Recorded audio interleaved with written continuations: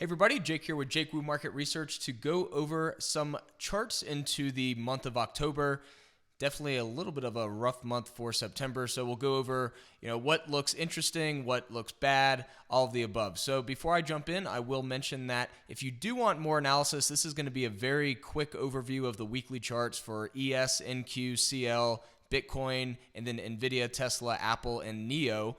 If you do want more information and a lot more detailed analysis on both the daily and the weekly candle charts, I do have my Twitter subscription for $10 a month that goes over daily analysis Monday through Friday and then daily and weekly candle analysis over the weekend into the week ahead. So definitely check that out. I'll put a link in the description of this video. And secondly, if you are trading futures, as I mentioned, I'm going over ES, NQ, CL. Definitely check out Optimus Futures for a potential broker to use for your futures trading. I've partnered with them. I'll put a link in the description as well if you want to check them out. They are connected to TradingView as well, so you can actually use TradingView and trade through Optimus Futures, so definitely something to consider with this particular partnership that I have. Now, let's dive into the charts. As I mentioned, we're just going to go over the weekly charts, starting with ES. So this is now the fourth red week in a row. So we have, if you want to call it, a little bit of a hammer candle here. Ideally, we'd like to see that hammer being a green candle. However, that's not what we got. But this is, as I mentioned, the fourth red week in a row, which is actually pretty rare without any type of green week. So going into October, this is actually reminding me quite a bit of last year with the October lows before we reversed going into the rest of the year. So are we going to see the same thing into this October? We'll have to see. But for now, we are definitely in a short-term downtrend with lower highs and lower lows over the last, let's say, 3 months or so. But still, we are holding this SR flip zone ranging from 42.60 to 43.27. So not only do we have this SR flip zone, this is essentially just this grayed out area here. We also have the March pivot VWAP, which has acted as a pretty solid bounce spot multiple times as we continued up from the March pivot low.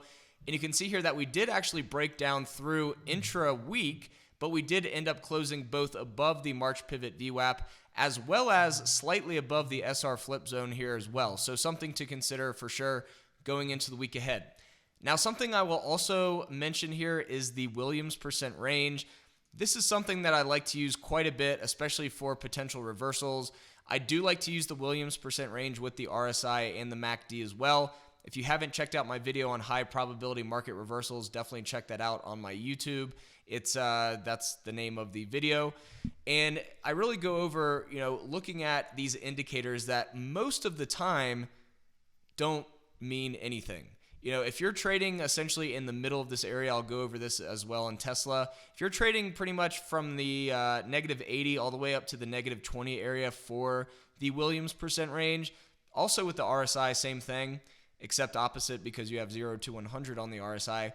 Trading in between these areas don't really give you much of an edge. It's when you finally start getting oversold or overbought is when you start getting a little bit of an edge. And you'll see here, anytime that we have been in this area in the past couple months, or let's say a couple months and then even past that, back into our low in September, October area, anytime you have the Williams percent range below negative 80, this generally is signaling some type of potential, at least short-term reversal. And so the fact that we are kind of bouncing with a red candle is something to consider, right? You generally think of a green week and you get a green bounce on the Williams percent range. Well, this is actually a form of divergence where you do have a red candle, but you have an uptick in the percent range. So we're at an important technical level here. We have a bounce in the Williams percent range after it was extremely oversold here. So going into the week ahead, hammer candle, definitely the main area that I'm going to be watching here is this March pivot VWAP to see if we can close above it, which is currently at 43.07. And if we can stay above this area, then that is really crucial. And the bottom of this SR flip zone goes all the way down to 42.60. So if you wanted to use this general area at 42.60 as your trigger for potential bear thesis, I definitely think using the VWAP would be more important, but it's up to you. I do want to mainly focus on the fact that we have confluence of this zone as well as this VWAP that we are currently holding into the week ahead. Now, going into NQ, we have a pretty similar situation here. The interesting thing is if you anchor the VWAP from the bottom of the October lows here from 2022, price really didn't respect the VWAP that well. So honestly, I'm not even really using it in this particular chart. You could even use it from the pivot here back in March. And if we did that, you can see that the VWAP is right in line with the bottom of this SR flip zone, currently at 14,408.50. And so this is the main area that I like to see hold. You can see here that the VWAP is also literally at 14,408.50 cents. I hate talking about NQ because there's so many numbers there. I'm used to 3 or 4 numbers max. So 14,408.50 cents is definitely your downside threshold here. You did actually have a green candle close versus the red candle close on SPY, so something worth noting. And you can see here that we're not as oversold on the percent range. But anyways, we do have the spinning top going into the week ahead, something to consider going into, 1, the week ahead, but 2, a fresh new month into October. Going into crude, finally seeing potentially a reversal point here. It's been brutal, not only on the chart just for anyone trying to short crude on the way up, but really we did have a breakout of this swing high VWAP zone here pretty much from the swing high back in June of 2022. We pretty much went straight up since then, right up to this SR flip zone. Previous support back in April of 2022, then resistance back in August of 22, resistance back in October of 22, and then once again in November of 22, resistance, and then we finally continued to hit new lows. Now we're right back up to this area, pretty much from 93 to 95.75 is your area of potential resistance. If we get a weekly close above 95.75, I think the 100 psychological level is almost guaranteed to hit. However, it is interesting to note that we do have divergence here. So we have pretty much these higher weekly closes here, shown by this pink line. And then we have, actually we can even pull that further back. And then we have these lower highs here on the Williams percent range. And the Williams percent range is really the main thing that I focus on for discrepancies in the market, especially when you have the RSI also starting to become pretty overbought here as well. So anytime you have divergence on the Williams percent range and you have the RSI overbought, that is definitely something to consider for a potential reversal. This is something that I go over in that high probability reversals video that I had talked about earlier in the video. So going into the week ahead, you have this kind of spinning top doji going into a new month. You have resistance pretty much tested almost exactly to 95.75, a little lower. And if we do get a little bit of a pullback simply because 1, seasonality, 2, because we're overextended and we're showing divergence, this would definitely be the spot. And if you wanted to use the potential level of interest below, if you anchor a VWAP from this breakout point here, you'll see that we bounced right off of it this week. And so if we did pull back to that area again, that is currently at 88.24 going into the week ahead. That's simply just using what Brian Shannon teaches, anchoring from important status quo changes. When you have a breakout here, especially an impulse candle breakout, we did have a small little breakout here, but we failed. The impulse candle is really where you want to anchor it from, and you can see that acted as almost literally perfect support this week before bouncing. So on the downside, the main area to watch is 88.24 going into the week ahead and even in the month ahead for October for crude. Now, Bitcoin is looking interesting here. One thing I want to point out, we've already had a little bit of a bounce from the lows, and you can see here that the Williams percent range really acted as a strong signal here for a bottom forming. So we had the Williams percent range below 80. You actually had a lower close here from the week of the 28th to the week of the 4th of September. So the week of the 28th of August to the beginning of the week in September. And you'll see here that we actually did have slight divergence here. So we had an uptick in the Williams percent range, even though we had a lower weekly close. So divergence using the Williams percent range is crucial. I'm using the 8 period, so essentially we're looking back 8 weeks. I like to look back 2 months when I'm looking at the weekly chart. The main thing that I'll point out here, now that we have started to make a little bit of a move, we are in this huge break-even supply zone. So pretty much from 27K to 28.2K, there's a lot of overhead supply. So until we can really break above 28.2K, 28,200, we really have a lot of supply to get through, and that's what I'll be watching into the month of October. And we'll see what happens going into the month ahead. But for now, not a horrible candle here. We're just grinding up into the supply. And this is all if then, right? If we get a weekly close above the 28,200 mark, which is the top of this supply zone, then we'll definitely be triggering the next bull thesis to retest these highs anywhere from around 30,500 all the way up to the extreme highs from around 31,750. So that is Bitcoin. If we can get above these areas, I'm bullish, but for now, I think I'm pretty neutral going into the month of October with this heavy supply here. NVDA, this is one that is also a pretty good case study on using the Williams percent range for divergence. Now, one thing that I'll mention here is if you were just simply using the divergence, you had multiple times you had divergence on the Williams percent range, which all of them were pretty much false signals. Even though we were hitting lower highs here, we kept hitting higher highs on the weekly closes. Now, if you used the RSI with this, you would have seen that once we finally printed this candle here, this divergence here on the RSI, you could tell momentum was fading. However, we hit new highs after earnings, and that was when we also printed a lower high here on the RSI, as well as the Williams percent range, and that was kind of your main signal here, especially once you pulled back into the first week or second week of September. That's when you had a pretty strong 3-week move to the downside. Now, what we're looking at is essentially this April reversal acting as a pretty crucial level of support here. And a lot of people will ask me, how do you find these VWAPs and these pivots to use? Well, essentially, I'm just using a VWAP that really makes the market. So notice here, if we pull out the arrow, notice how many times price has respected this VWAP zone. Multiple times. We also saw it respect it just slightly above back in mid-August before the reversal that we had for new highs. And then you can see here, once again, over the last 2 weeks, we have been respecting this zone and actually a pretty strong candle going into the week ahead. Now, if we do break below and close on the weekly candle below this 408.86, that would definitely trigger a potential move down to the bottom of this previous horizontal zone down to 387.75.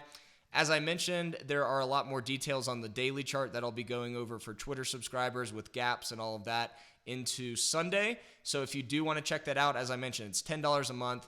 Literally, it's a ton of content that you can use as a secondary perspective. It's $10 a month, so you can even use it as a complementary subscription to another subscription you're using just to get another perspective. It's always good to have multiple perspectives in the market, especially if you are looking at maybe going long versus, okay, well, what's the downside potential? What's the bear thesis? That's what I try to focus on and remain completely neutral. Going into Tesla, we do have this ascending triangle still forming here.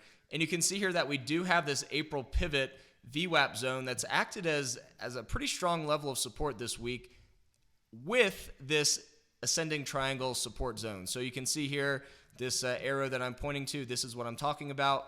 We did close above both the April pivot VWAP zone, as well as, even though we broke down intra-week, we did actually close in the trend zone, keeping this setup alive, meaning we didn't have a weekly close below it.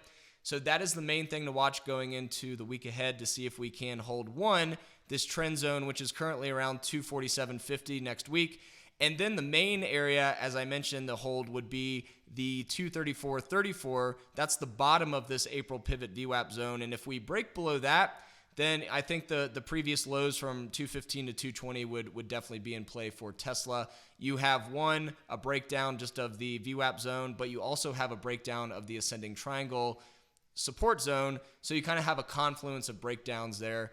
And the main reason that I'm using the April pivot zone here is essentially because this is just your pivot, right? We don't have necessarily a handoff point. A handoff point is what Brian Shannon talks a lot about. It's pretty much the last candle to touch the original VWAP, and we don't really have that. So what we have to do is just use this pivot before the next leg higher, and so that's why this April pivot is what I'm using. You can see here that we did have this undercut in mid-August. That was a little bit of a fluke because we quickly closed right back above that level the next week. But for now, this VWAP zone is the main thing I'm watching, and that goes all the way down to 234.34. And as I mentioned, a lot more details in the subscription on the weekly chart as well. One thing I'll mention on Tesla before we go to Apple, this is a great example of using both the Williams percent range and the RSI and having absolutely no edge.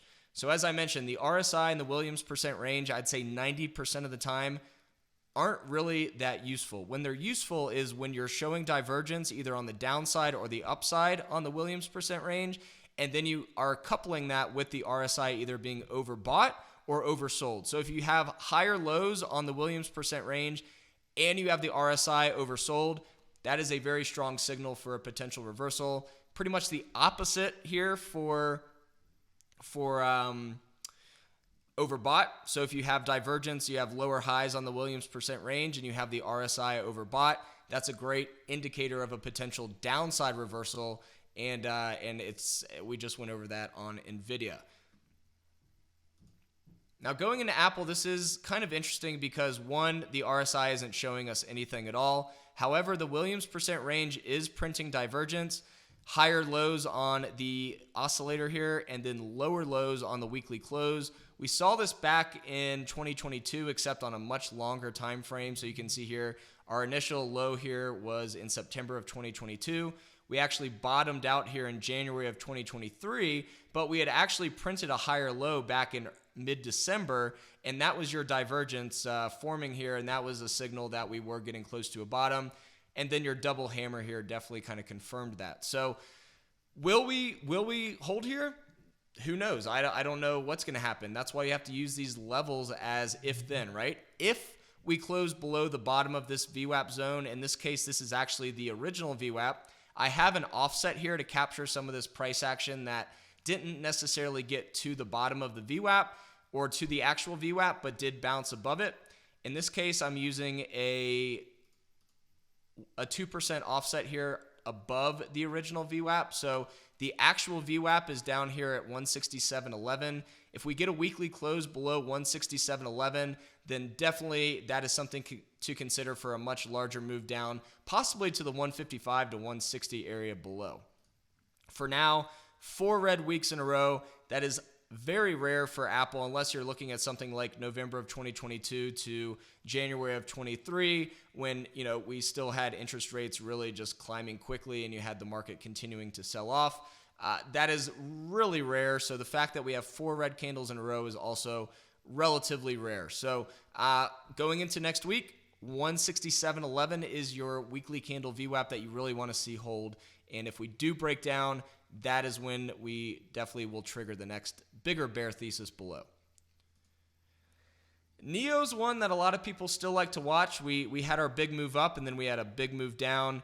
The announcement of the dilution event definitely did not help anything, and that's when we had this big move down here last week.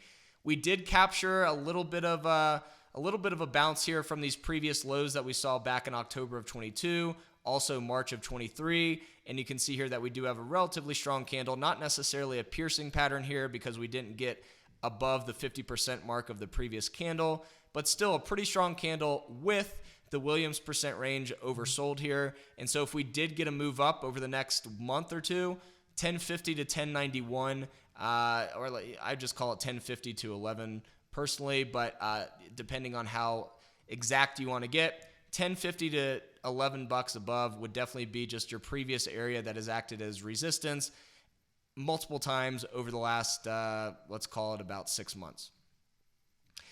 That is really all. I wanted to do a quick overview. I didn't want this video to be too long. I wanted it to be partially educational, going over some of the VWAP, the offset, that type of thing, as well as the lower indicators like the Williams percent range and using that with the RSI, and as well as giving a quick update. And as I mentioned, full details are going to be posted on Sunday for Twitter subscribers. The link to sign up is going to be in the video description. If you have any questions, you can always comment on the video. I'm happy to answer those.